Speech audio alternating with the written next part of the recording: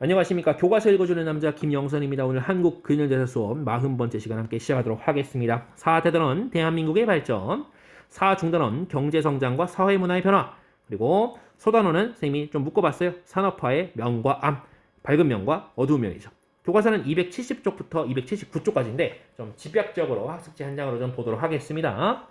자, 학습 목표는요. 첫 번째, 경제 개발에 따라 일어난 산업화 도시화의 명과 암을 역시 장점 단점을 보자는 거고요. 두 번째는 산업화와 민주화 과정에서 나타난 대중문화의 다양한 양상을 설명할 수 있다라고 되어 있는데 당시의 이야기보다는 우리의 오늘의 이야기를 좀 보도록 합시다. 21세기의 이야기를 좀 해보도록 할게요. 오늘 현재 우리 자, 일단 연표를 보시면 중요한 사건들이 몇 개 있기 때문에 같이 좀 보도록 하겠습니다. 첫 번째, 62년 박정희가 정권 잡았을 때죠. 1차 경제개발 5개년 계획. 이때는 계속 5개년입니다. 5개년씩 나오게 돼요. 2차도 있고 3차도 있고 4차도 있습니다. 70년 새마을운동 시작되고요. 전태일이라는 그 당시에 이제 평화시장에 있던 노동자가 이제 분신한 거. 분신은 여러분들 몸에 불을 붙이고 이분이 자살하셨어요. 현장에서 이 노동 근로기준법, 노동법을 준수하라라고 외치면서 이제 한 거 하신 거죠. 스스로를 희생해서. 71년 광주 대단지 사건이라는 사건이 일어났고요.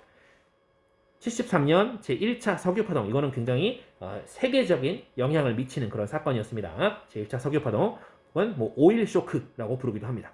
적어볼까요? 오일 쇼크. 첫 번째 오일 쇼크가 있었고요. 그럼 1차 있으니까 2차도 있겠죠? 이따 나옵니다. 자, 76년 가면요. 한평이라는 곳에서 고구마 사건이 있었어요. 한평 고구마 사건. 또 보겠고요. 77년 수출이 100억 달러가 달성됩니다. 수출이 그랬다는 거예요. 무역 수지랑은 또 달라요. 78년 제2차 오일 쇼크 석유 파동이 있습니다. 그러니까 73년이 1차였는데 78년에 2차가 있습니다. 82년 프로야구가 드디어 개막하죠. 아, 이거 전두환 정권 때죠. 그리고 3S 정책 중에 하나겠구나. 한번 기억해 주시고요. 88년 제24회 서울 올림픽이 개최됩니다. 이게 이제 전두환 정권 때 이제 유치가 되고 88년 노태우 정부 때 이게 개최가 된 거죠. 그렇게 생각해 주시면 되겠습니다. 자, 산업화의 내용은요. 일단 이런 단어가 필요해요. 경제제일주의입니다. 즉 먹고 사는 문제를 해결하자 이겁니다. 이 광복 이후부터요. 굉장히 먹고 살기가 어려운 나라였기 때문에 미국의 원조 경제를 계속 그 원조를 받을 수밖에 없는 그런 실정이었기 때문에 어떻게든 우리의 힘으로 자립해보자라고 하는 그런 어떤 발버둥이 있었던 거죠. 자, 그런데 그것을 해결하기 위한 첫 번째 이제 단추가 바로 박정희 정부의 얘기인데요. 박정희 정부 경제개발 정책의 흐름은이라고 되어 있는데 특징에 N차 경제개발 5개년 계획이라고 나와 있습니다. 자, 그래서 이게 1부터 4까지 나올 거예요. 5년씩 나옵니다. 5년씩 끊어가지고. 자, 저 보도록 하겠습니다. 자, 딱 그렇죠. 1차, 2차, 그리고 3, 4차 묶어서 같이 볼 건데. 자, 1차. 박정희가요, 처음에 이 정권을 잡았을 때, 5.16 군사정변 이후에 정권 잡았을 때요, 이 사람 생각이 이랬어요. 자립 경제 정책을 하려고 했습니다. 어떻게든 우리끼리 알아서 좀 해보자. 라고 했는데, 근데 결국에는 이게 잘 안 되니까 수출 중심으로 우리끼리 해보자. 안 되겠네. 수출해서 남의 돈을 좀 벌어오자. 이런 식으로 바뀌었다는 겁니다. 이유가 뭐냐? 통화개혁에 실패합니다. 통화라는 것은 돈이에요, 돈. 그 화폐죠. 화폐 개혁하는 과정에서 좀 실패하면서 자금을 마련할 수 없고 돈이 막 다 어디 숨어 있는 거예요. 사람들이 그냥 돈을 막 갖고만 있는 거죠. 돈이 좀 풀려야 경제가 개발이 되고 이럴 텐데.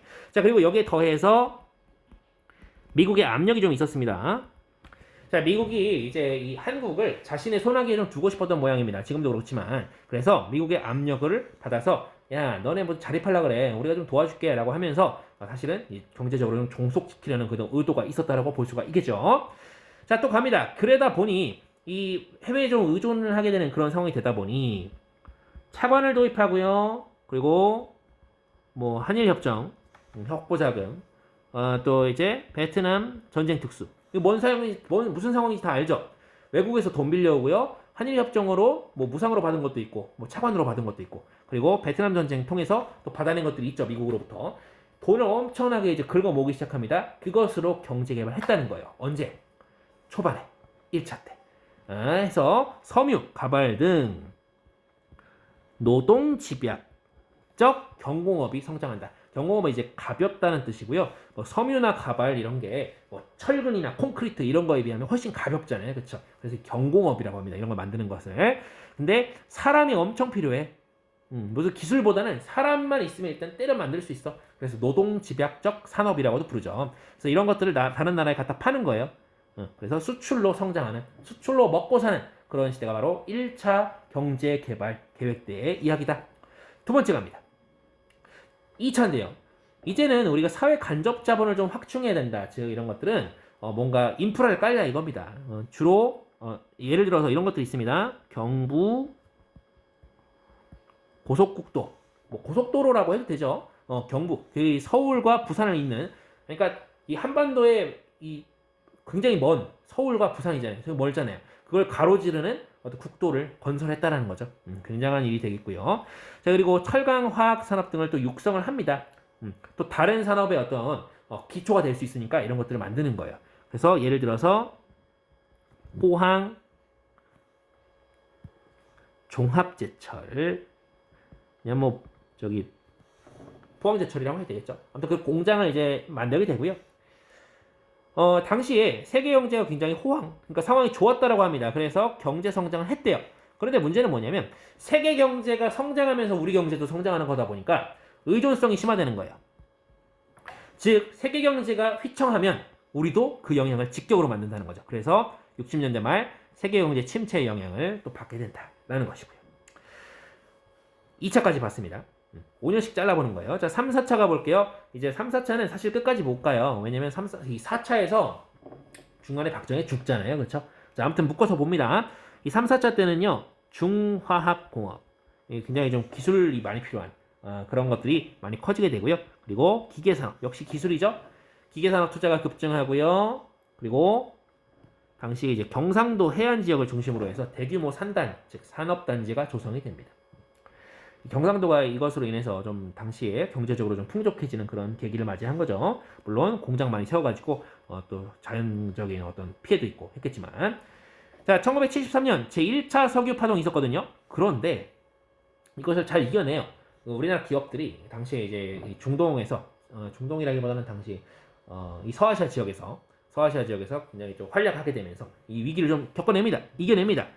그리고 심지어 그런 것을 딛고 77년에는요 수출액이 무려 100억 달러에 달하는 달성하게 되는 그런 대호황을 맞이하게 되고요.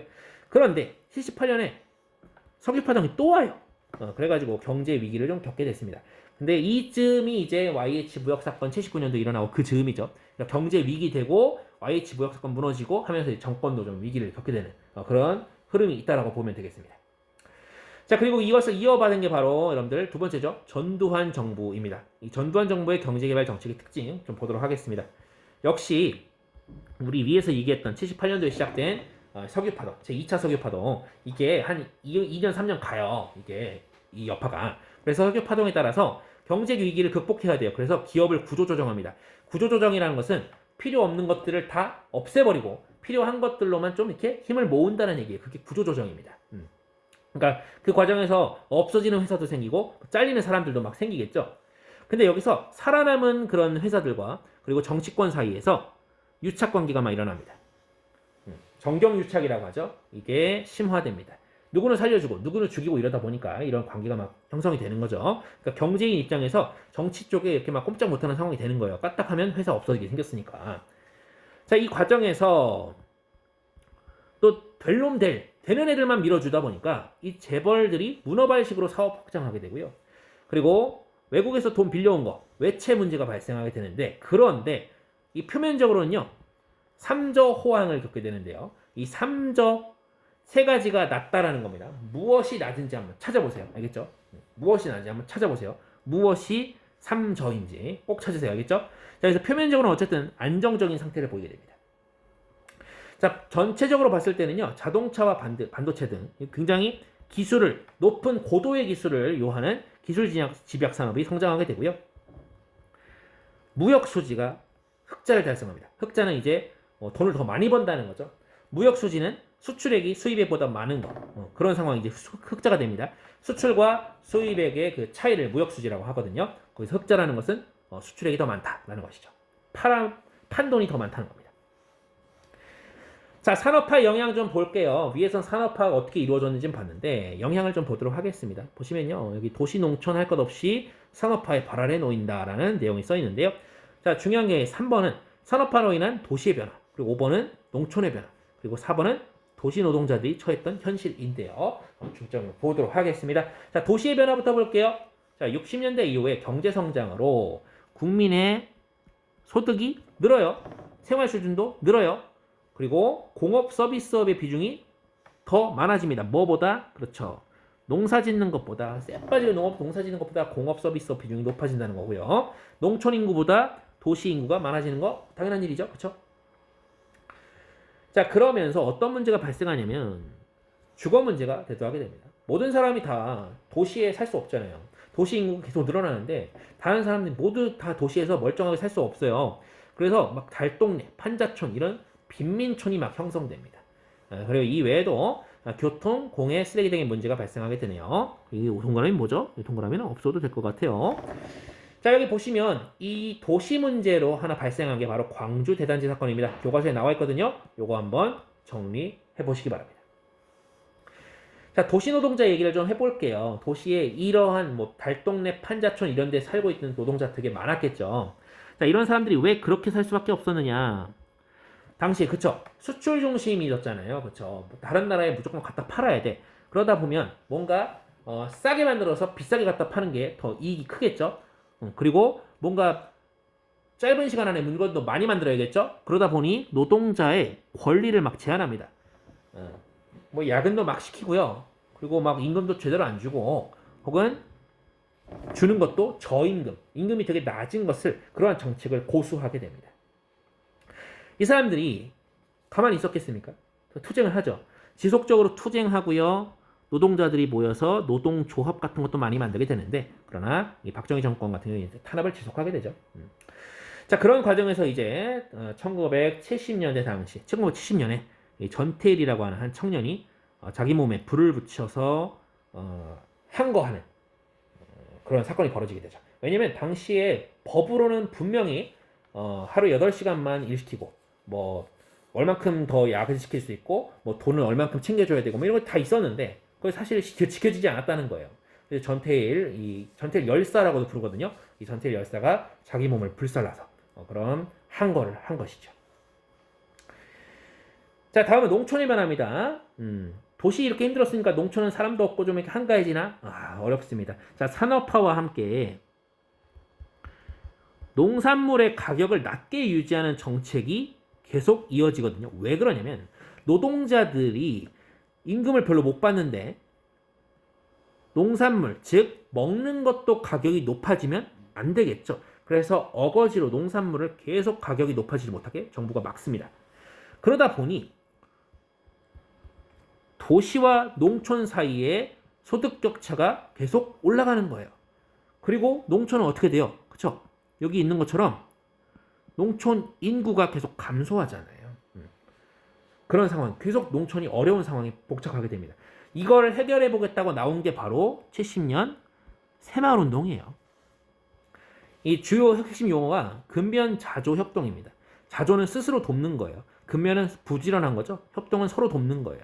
뭐 새벽종이 울렸네, 잘 살아보세, 뭐 이런 내용이 나왔던 새마을운동입니다. 근데 이 문제가 있어요.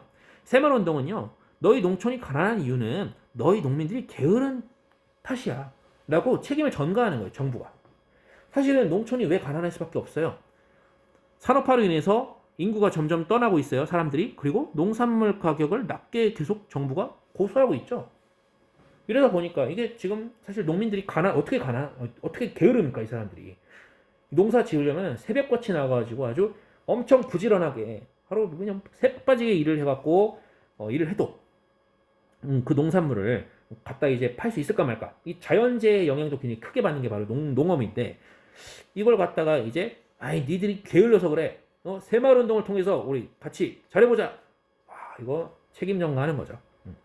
자, 여기 또 한평 고구마 사건이라고 있는데 이것도 교과서에 함께 나와 있습니다. 자, 그래서 여기 이 당시에 이 산업화와 관련된 굉장히 좀 어두운 사건들이 있습니다.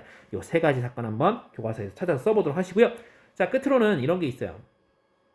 원래 책에는 산업화와 민주화, 그래서 이것이 이제 콜라보를 해갖고 대중문화를 낳다라는 표현이 이제 이렇게 나와 있는데 276에서 77조까지 나와 있는데 그거 말고 요걸 좀 물어보고 싶었어요. 오늘 나는 여러분들은 자기 자신을 표현하기 위해서 어떤 도구를 활용하고 있나요? 뭐 여러 가지가 있겠죠. 뭐 SNS가 될 수도 있고요. SNS도 굉장히 종류가 다양하잖아요. 그리고 뭐 SNS 하지 않는 경우에는 또 어떤 방식으로 나를 표현하고 있는지 그런 것들을 좀 그런 것들이 궁금했어요. 이런 것들 한번 적어주시면 대단히 좋을 것 같습니다.